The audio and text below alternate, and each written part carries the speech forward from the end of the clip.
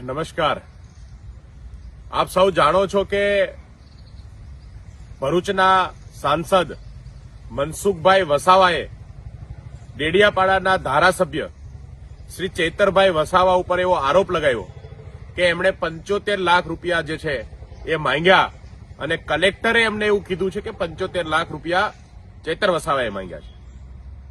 જે ભ્રષ્ટાચારના ઢગલાઓ ઉપર બેઠા છે એવા લોકો એક ઈમાનદાર લોકોની લડાઈ લડનાર વ્યક્તિ ઉપર આરોપ લગાવી રહ્યા છે. કલેક્ટરે કીધું કે ના, આ વાત ખોટી છે. મનસુખ વસાવાએ ની જે વાત છે એ પાયા વગરની છે અને ચેતરભાઈએ કોઈ પૈસા માંગ્યા નથી. તમે વિચાર કરો કે આ ભાજપના બેઠેલા નેતાઓ આજે લોકોની બિલકુલ સેવા નથી કરી શકતા, લોકોને માટે બિલકુલ લોકોના જે કામો છે, લોકોની જે પીડાઓ છે એમાંથી મુક્તિ નથી લાવી શકતા.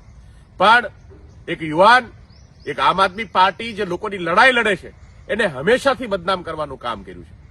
મનસુખભાઈ, થોડીક હિંમત કરો, થોડીક હિંમત કરીને રાજીનામું આપો. તમે કીધું છે કે જો સરકાર મને આમાં સહાય નહીં કરે તો રાજીનામું આપીશ. તમે પોતે સાંસદ છો, કલેક્ટર ના કહે છે, તમને શરમ આવવી જોઈએ.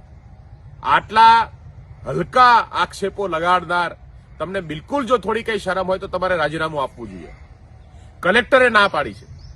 આની પહેલા આમ આદમી પાર્ટી ઉપર અનેક નેતાઓ પર અનાપ શનાપ આરોપો નાખવાનું કામ ભાજપે કર્યું છે.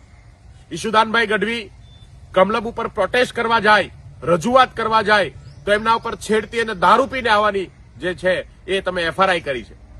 અમે કચ્છની અંદર કચ્છના એસપીએ એક પ્રેસ કોન્ફરન્સ કરી અને એક આરોપી સાથે ગોપાલભાઈ ઇટાલિયા અને મનોજભાઈ સોરઠિયાનું નામ જોડી દીધું કે આ લોકો એમની સાથે હતા.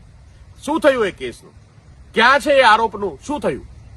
ખોટા આરોપો લગાડવા, ખોટી એફઆરઆઈઓ કરવી, ખોટી રીતે હેરાન કરવા અને આમ આદમી પાર્ટીના નેતાઓને કોઈ પણ રીતે બદનામ કરવાનું કામ જે છે એ આપ સૌએ કર્યું છે. ભાજપને શરમ આવવી જોઈએ. 30 વર્ષથી સત્તામાં છો, 30 વર્ષથી લોકોનું ભલું નથી કરી શક્યા અને આજે આ સ્થિતિની અંદર ખોટા આરોપો લગાવો છો. શરમ કરો અને રાજીનામું આપો. બીજેપીની અંદર બેઠેલા તમામ લોકો કે જે ખૂબ મોટા ભ્રષ્ટાચારના ભાગીદારો છો, આપ સૌ આજે જે રીતે આમ આદમી પાર્ટીના નેતાઓને બદનામ કરવાનું કામ કરો છો, ગુજરાતની જનતા આ વાત જાણે છે. ગુજરાતની જનતાને ખબર છે કે સૌથી મોટા ચોર તમે છો અને તમે આમ આદમી પાર્ટીને બદનામ કરવા નીકળ્યા છો. શરમ નથી આવતી?